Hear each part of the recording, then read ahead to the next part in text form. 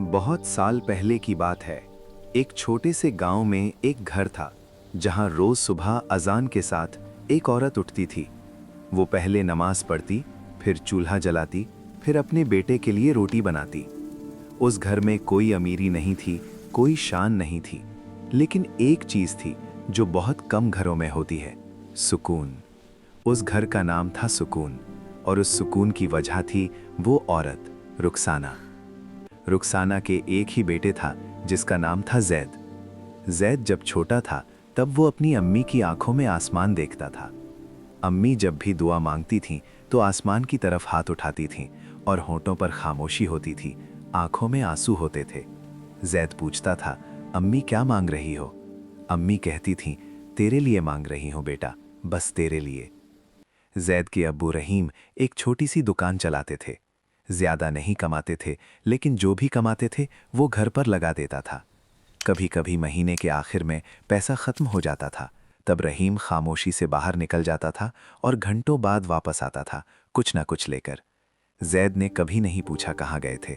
वो समझता था अब्बू ने किसी से उधार मांगा होगा, लेकिन अब्बू ने कभी चेहरा नहीं लटकाया। हमेशा कहते, अल्लाह देता है बेटा, बस मांगो सच्ची नीयत से।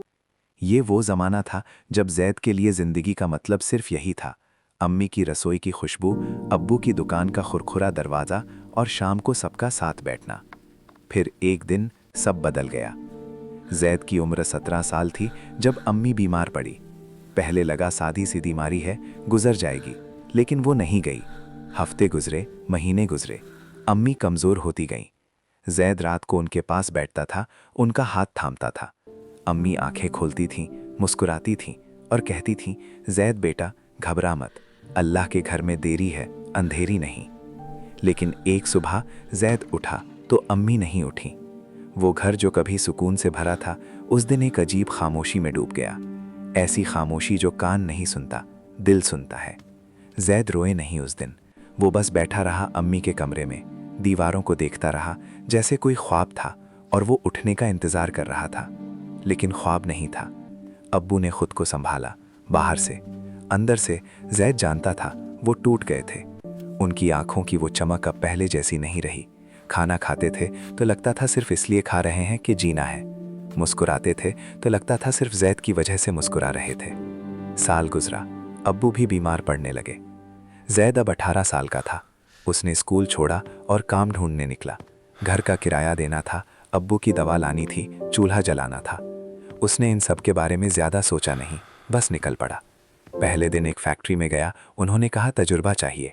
दूसरे दिन एक दुकान पर गया, उन्होंने कहा रेफरेंस चाहिए। तीसरे दिन एक वेयरहाउस पर गया। वहाँ के मालिक ने उसे ऊपर से नीचे देखा और बोला, यहाँ तुम्हारे जैसों की ज़रूरत नहीं। जैद वापस आया। अब्बू ने पूछा, काम मिला? जैद ने कहा, कल से शुरू होगा। अब्बू ने आंखें बंद की और अल्लाह का शुक्र अदा किया। जैद बाहर आया, रात के अंधेरों में बैठा रहा और पहली बार इन सब सालों में रोया, चुप चुप के, अकेले। अगली सुबह फिर निकला। एक कंस्ट्रक्शन साइट पर काम मिला। ईंटें उठाना, सीमेंट धोना, गर्मी में काम करना। हाथ जख्मी होते थे, पीठ टूटती रहती थी, लेकिन जैद रुकता नहीं था। शाम को जो पैसा मिलता था उसमें से पहले दवा खरीदता, फिर कुछ खाना, बाकी संभाल के रखता। कुछ महीने यही चलता रहा। फिर एक दिन साइट का ठेकेदार आया और बोला, काम खत्म, सबको जाना होगा। जैद वहां खड़ा रहा। लोगों की आवाजें आती रहीं, कोई गुस्सा था, कोई रो रहा था, लेकिन जैद बस आसमान की तरफ देखता रहा। उसने दोनों हाथ उठाए, लफ्जों में नहीं, सिर्फ दिल में। या अल्लाह, मैं थक गया हूं, लेकिन तुझे नहीं छोड़ सकता। रास्ता दिखा। अगले हफ्ते जैद एक प्रिंटिंग प्रेस के पास से गुजरा।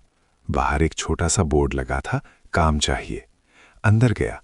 मालिक ने एक टेस्ट लिया, काम मिल गया। वहां एक लड़की काम करती थी जिसका नाम था महानूर। वो अकाउंट संभालती थी, सीधी, खामोशी से काम करने वाली। और कभी कभी जब कोई मुश्किल आती थी तो एक पल के लिए आसमान की तरफ देखती थी। जैद ने ये देखा और दिल में कुछ हुआ जो वो समझ नहीं पाया उस वक्त। कुछ महीने गुजरे। जैद का काम अच्छा था, मालिक खुश था, अब्बू की दवा रेगुलर होने लगी, घर का किराया वक्त पर भरने लगा। लेकिन प्रेस में एक और आदमी था, कामरान। वो पुराना था वहाँ और उसने देखा कि जैद आगे बढ़ रहा है। उसे ये हजम नहीं हुआ। उसने पहले छोटी छोटी बातें की जैद के बारे में। फिर एक दिन मालिक के पास गया और कह दिया कि प्रेस के अकाउंट्स में गलतियां हैं और वो जैद ने की हैं। मालिक ने जैद को सबके सामने बुलाया और नौकरी से निकाला। जैद कुछ नहीं बोला, सिर्फ कामरान की तरफ देखा। वो नजर चुरा रहा था। महानूर वहां थी। उसकी आंखों में कुछ था, लेकिन वो भी खामोश रही। जैद बाहर आ गया।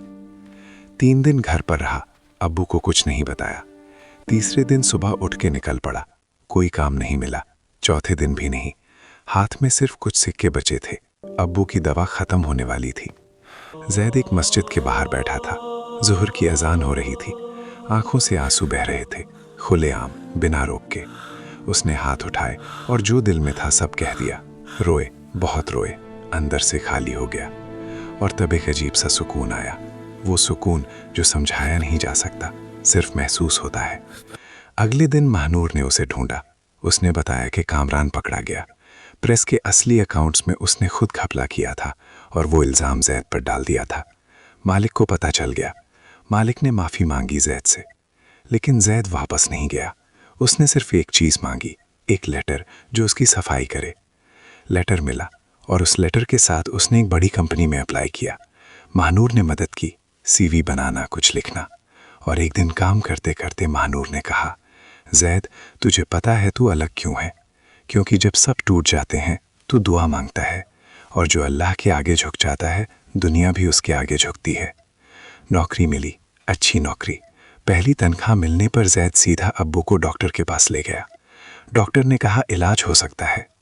जैद बाहर आया, अब्बू साथ थे। अब्बू ने पूछा, ये सब कैसे हुआ बेटा? जैद ने कहा, अब्बू आपने कहा था ना, इल्म और अल्लाह पर यकीन, ये 2 चीज़ें हमेशा मेरे पास थीं, बस यही था। अब्बू की आंखों में आंसू आ गए। उन्होंने जैद का हाथ थामा और कुछ नहीं बोला। 1 साल और गुजरा। अब्बू ठीक हुए। जैद का नाम काम पर था और महानूर, वो हमेशा साथ थी। एक दिन जैद ने महानूर से कहा, मैं जानता हूँ मैं अभी वो नहीं हूँ जो तुम डिज़र्व करती हो, लेकिन पूरी ज़िंदगी वो बनने की कोशिश करूँगा। महानूर ने कहा, जैद, जिस इंसान ने इतनी मुश्किलों में भी अल्लाह को नहीं छोड़ा, वो इंसान कभी किसी को नहीं छोड़ सकता। बस यही चाहिए था मुझे। उनकी शादी हुई, सादी लेकिन खूबसूरत। और शादी के बाद जैद एक काम करने गया जो वो बहुत अरसे से करना चाहता था।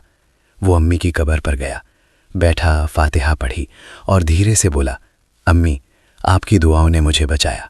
आपका बेटा ठीक है, आपका बेटा खुश है। हवा चली, आंसू बहे, लेकिन इस बार वो आंसू दर्द के नहीं थे, वो शुक्र के आंसू थे। दोस्तों, जैद के पास कुछ नहीं था, ना पैसा, ना सिफारिश, ना कोई बड़ा सहारा। सिर्फ सब्र था, सिर्फ यकीन था, और अल्लाह ने वो यकीन कभी खाली नहीं जाने दिया। कुरान में फरमाया गया है, बेशक मुश्किल के साथ आसानी है, और ये वादा अल्लाह का है, और अल्लाह का वादा कभी झूठ नहीं होता।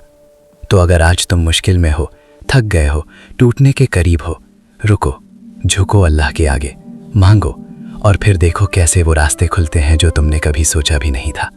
सब्र करो, बस सब्र करो।